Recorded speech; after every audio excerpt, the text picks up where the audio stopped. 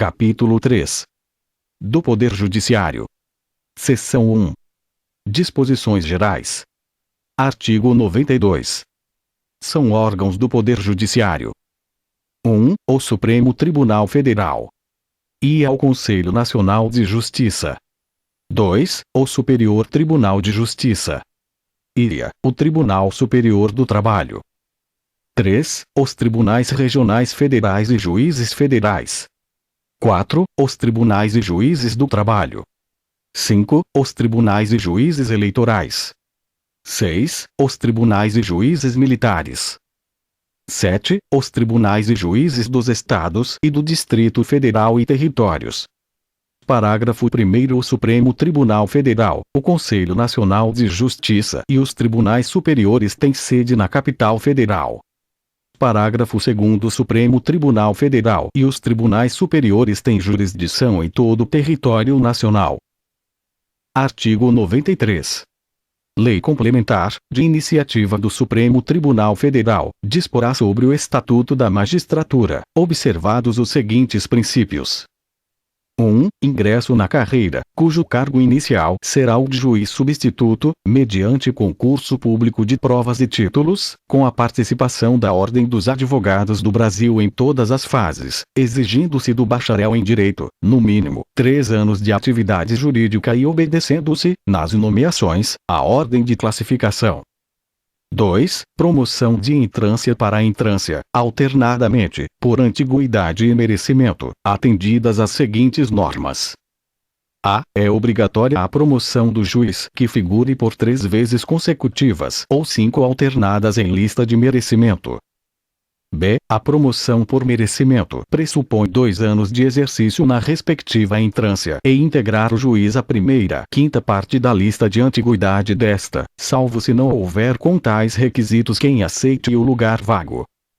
C. Aferição do merecimento conforme o desempenho e pelos critérios objetivos de produtividade e presteza no exercício da jurisdição e pela frequência e aproveitamento em cursos oficiais ou reconhecidos de aperfeiçoamento.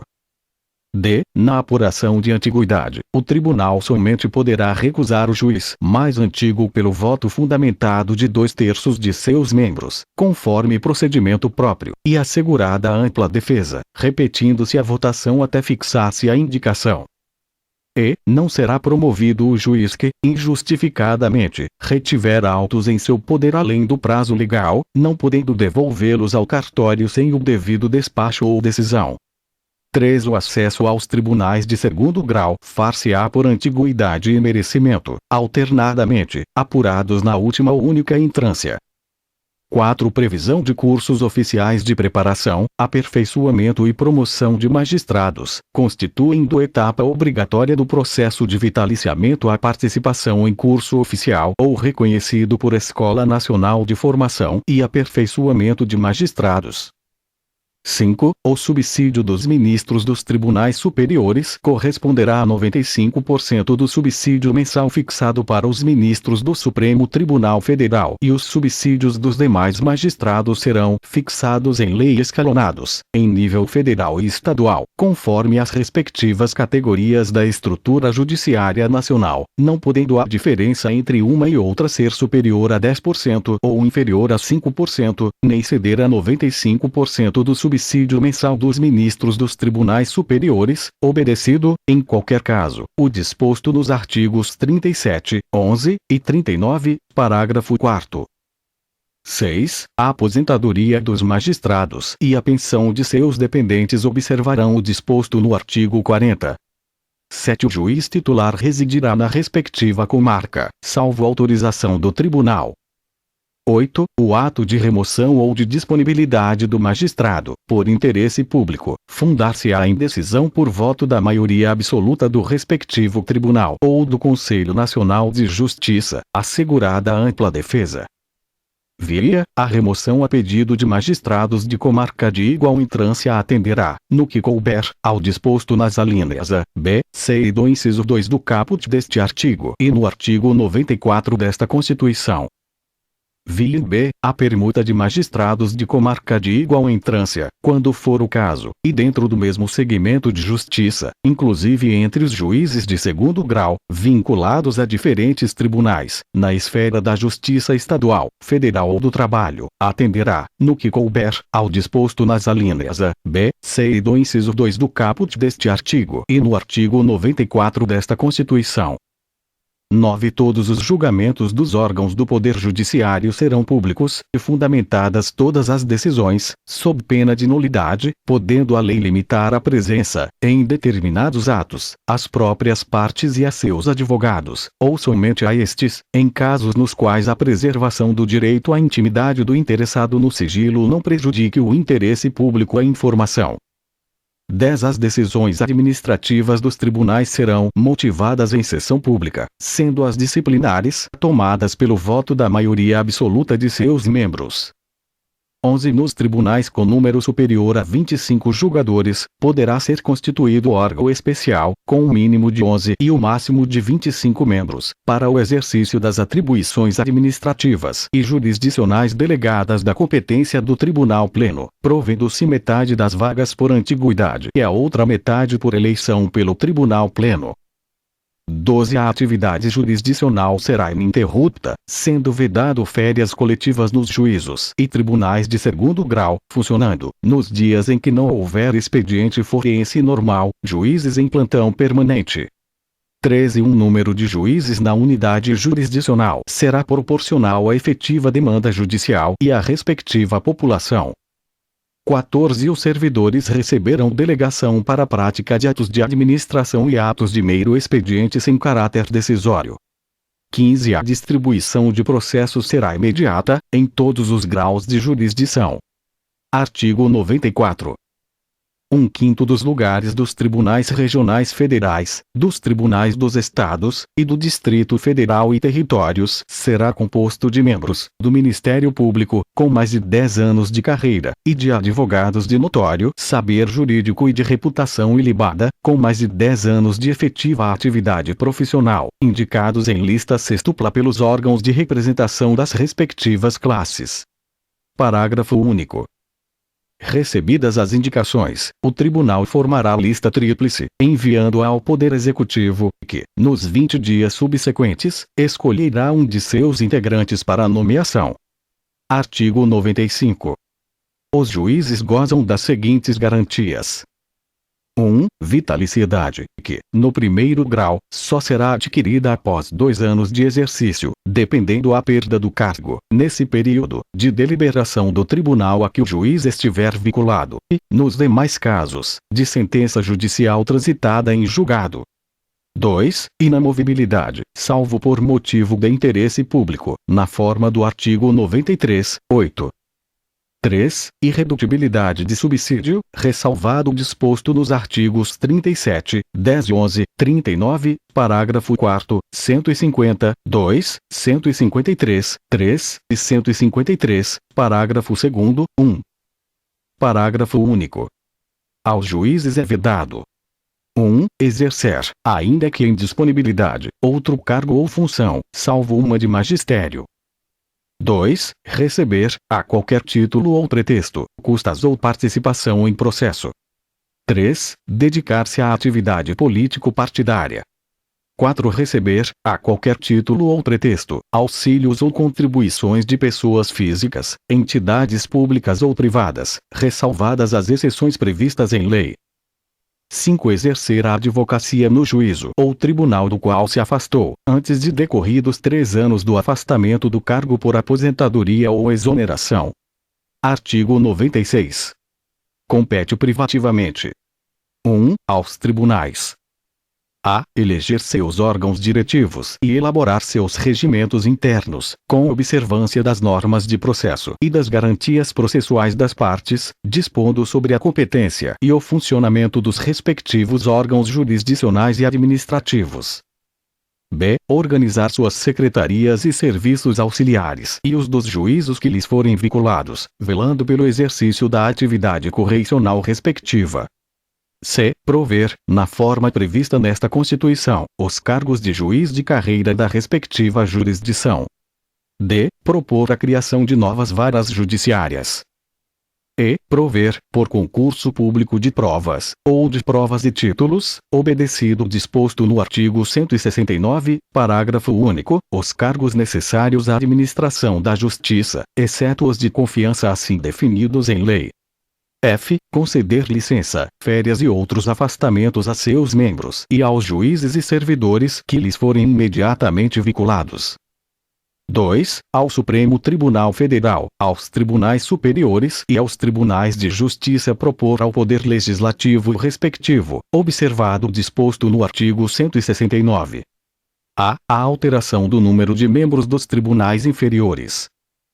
B. A criação e a extinção de cargos e a remuneração dos seus serviços auxiliares e dos juízos que lhes forem vinculados, bem como a fixação do subsídio de seus membros e dos juízes, inclusive dos tribunais inferiores, onde houver. C. A criação ou extinção dos tribunais inferiores. D. A alteração da organização e da divisão judiciárias. 3. Aos tribunais de justiça julgar os juízes estaduais e do Distrito Federal e territórios, bem como os membros do Ministério Público, nos crimes comuns e de responsabilidade, ressalvada a competência da Justiça Eleitoral. Artigo 97.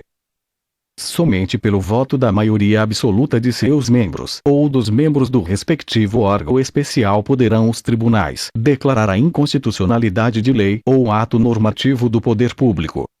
Artigo 98. A União, no Distrito Federal e nos territórios, e os estados criarão: 1. Juizados especiais, providos por juízes togados, ou togados e leigos, competentes para a conciliação, o julgamento e a execução de causas cíveis de menor complexidade e infrações penais de menor potencial ofensivo, mediante os procedimentos oral e sumaríssimo, permitidos, nas hipóteses previstas em lei, a transação e o julgamento de recursos por turmas de juízes de primeiro grau.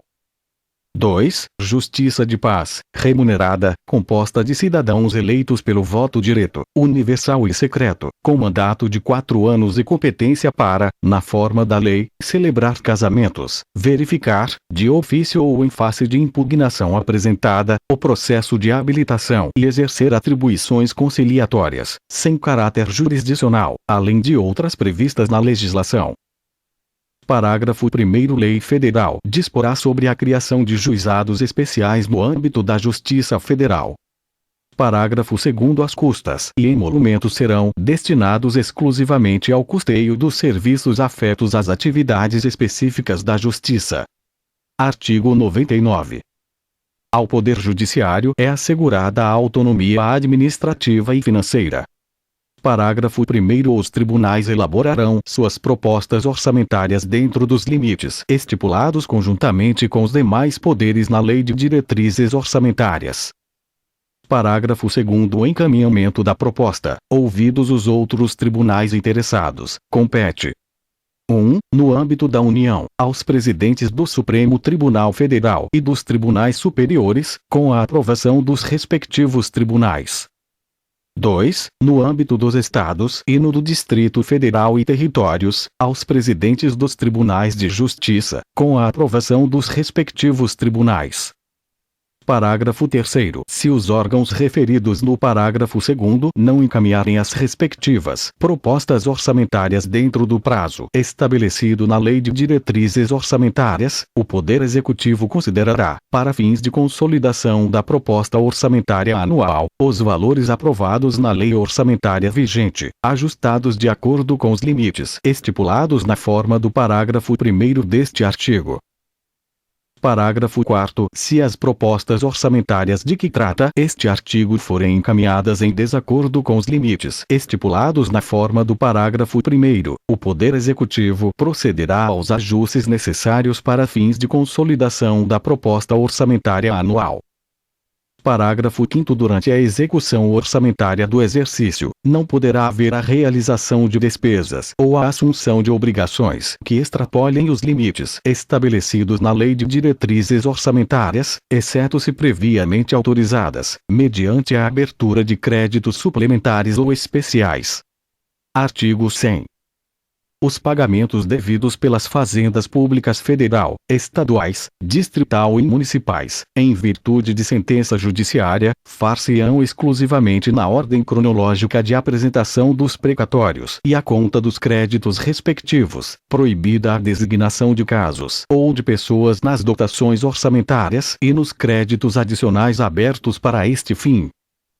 Parágrafo 1º. Os débitos de natureza alimentícia compreendem aqueles decorrentes de salários, vencimentos, proventos, pensões e suas complementações, benefícios previdenciários e indenizações por morte ou por invalidez, fundadas em responsabilidade civil, em virtude de sentença judicial transitada em julgado, e serão pagos com preferência sobre todos os demais débitos, exceto sobre aqueles referidos no parágrafo 2º deste artigo.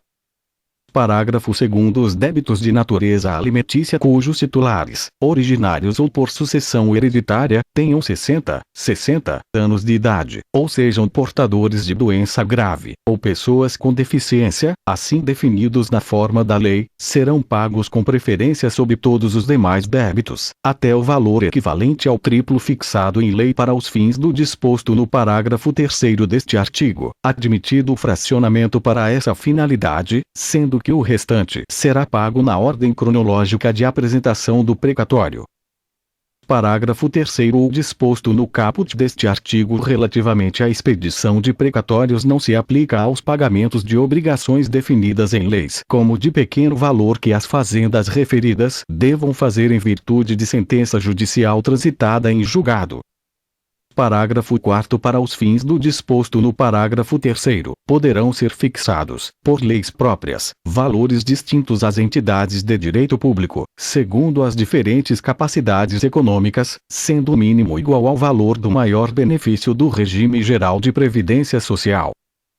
Parágrafo 5º. É obrigatória a inclusão no orçamento das entidades de direito público de verba necessária ao pagamento de seus débitos oriundos de sentenças transitadas em julgado constantes de precatórios judiciários apresentados até 2 de abril, fazendo-se o pagamento até o final do exercício seguinte, quando terão seus valores atualizados monetariamente. Parágrafo 6º. As dotações orçamentárias e os créditos abertos serão consignados diretamente ao Poder Judiciário, cabendo ao presidente do tribunal que proferir a decisão exequenda determinar o pagamento integral e autorizar, a requerimento do credor, e exclusivamente para os casos de preterimento de seu direito de precedência ou de não alocação orçamentária do valor necessário à satisfação do seu débito, o sequestro da quantia respectiva. Parágrafo 7º. O presidente do tribunal competente que, por ato comissivo ou omissivo, retardar ou tentar frustrar a liquidação regular de precatórios, incorrerá em crime de responsabilidade e responderá, também, perante o Conselho Nacional de Justiça. Parágrafo 8º. É vedada a expedição de precatórios complementares ou suplementares de valor pago, bem como o fracionamento, repartição ou quebra do valor da execução para fins de enquadramento de parcela do total, ao que dispõe o parágrafo 3º deste artigo. Parágrafo 9º. Sem que haja interrupção do pagamento do precatório e mediante comunicação da Fazenda Pública ao Tribunal, o valor correspondente aos eventuais débitos inscritos em dívida ativa contra o credor do requisitório e seus substituídos deverá ser depositado à conta do juízo responsável pela ação de cobrança, que decidirá pelo seu destino definitivo. Parágrafo 10º. Antes da expedição dos precatórios, o tribunal solicitará à Fazenda Pública devedora, para resposta em até 30 dias, sob pena de perda do direito de abatimento, informação sobre os débitos que preencham as condições estabelecidas no parágrafo 9º, para os fins nele previstos. Parágrafo 11º. É facultada ao credor, conforme estabelecido em lei do ente federativo devedor, com auto-aplicabilidade para a União, a oferta de créditos líquidos e certos que originalmente lhe são próprios ou adquiridos de terceiros, reconhecidos pelo ente federativo ou por decisão judicial transitada em julgado para 1. Quitação de débitos parcelados ou débitos inscritos em dívida ativa do ente federativo devedor, inclusive em transação resolutiva de litígio, e, subsidiariamente, débitos com a administração autárquica e fundacional do mesmo ente. 2. Compra de imóveis públicos de propriedade do mesmo ente disponibilizados para venda. 3. Pagamento de outorga de delegações de serviços públicos e demais espécies de concessão negocial promovidas pelo mesmo ente. 4. Aquisição, inclusive minoritária, de participação societária, disponibilizada para venda, do respectivo ente federativo. Ou 5. Compra de direitos, disponibilizados para a cessão, do respectivo ente federativo, inclusive, no caso da União, da antecipação de valores a serem recebidos a título do excedente em óleo em contratos de partilha de petróleo. Parágrafo 12. A partir da promulgação desta emenda constitucional, a atualização de valores de requisitórios, após sua expedição, até o efetivo pagamento, independentemente de sua natureza, será feita pelo Índice Oficial de Remuneração Básica da Caderneta de Poupança, e, para fins de compensação da mora, incidirão juros simples no mesmo percentual de juros incidentes sobre a caderneta de poupança, ficando excluída a incidência de juros compensatórios. Parágrafo 13. O credor poderá ceder, total ou parcialmente, seus créditos em precatórios a terceiros, independentemente da concordância do devedor, não se aplicando ao cessionário disposto nos parágrafos 2º e 3. Parágrafo 14. A cessão de precatórios, observado o disposto no parágrafo 9º deste artigo, somente produzirá efeitos após comunicação, por meio de petição protocolizada, ao tribunal de origem e ao ente federativo devedor. Parágrafo 15. Sem prejuízo do disposto neste artigo, lei complementar a esta Constituição Federal poderá estabelecer regime especial para pagamento de crédito de precatórios de estados, Distrito Federal e municípios, dispondo sobre vinculações à receita corrente líquida e forma e prazo de liquidação. Parágrafo 16. A seu critério exclusivo e na forma de lei, a União poderá assumir débitos, oriundos de precatórios, de estados, Distrito Federal e municípios, refinanciando-os diretamente. Parágrafo 17.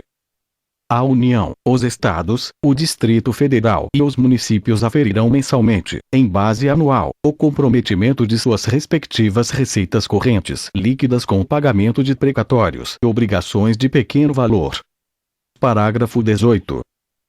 Entende-se como receita corrente líquida, para os fins de que trata o parágrafo 17, o somatório das receitas tributárias, patrimoniais, industriais, agropecuárias, de contribuições e de serviços, de transferências correntes e outras receitas correntes, incluindo as oriundas do parágrafo 1º do artigo 20 da Constituição Federal, verificado no período compreendido pelo segundo mês imediatamente anterior ao de referência e os 11 meses precedentes, excluídas as duplicidades, e deduzidas.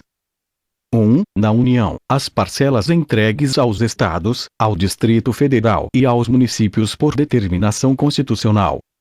2. Nos Estados, as parcelas entregues aos municípios por determinação constitucional. 3. Na União, nos Estados, no Distrito Federal e nos municípios, a contribuição dos servidores para custeio de seu sistema de previdência e assistência social e as receitas provenientes da compensação financeira referida no parágrafo 9º do artigo 201 da Constituição Federal. Parágrafo 19.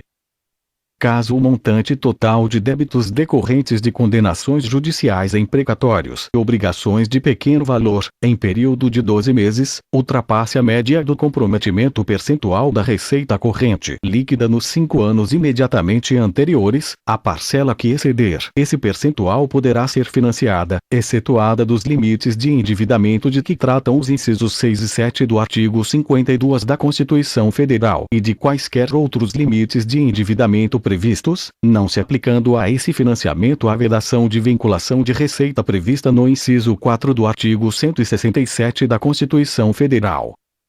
Parágrafo 20.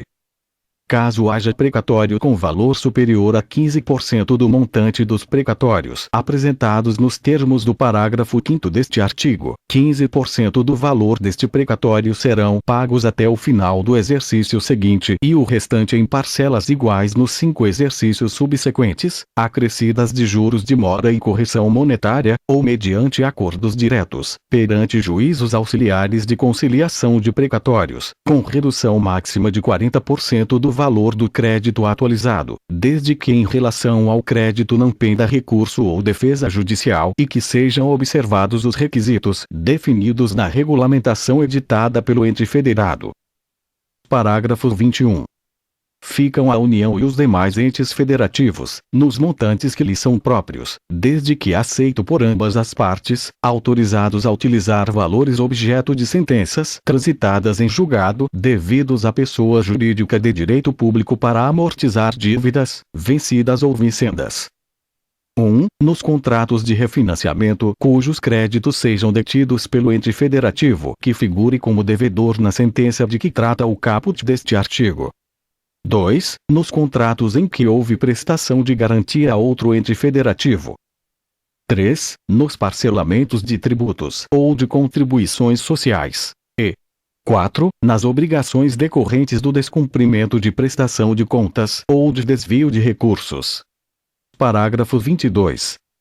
A amortização de que trata o parágrafo 21 deste artigo. 1. Nas obrigações vencidas, será imputada primeiramente as parcelas mais antigas. 2. Nas obrigações vincendas, reduzirá uniformemente o valor de cada parcela devida, mantida a duração original do respectivo contrato ou parcelamento.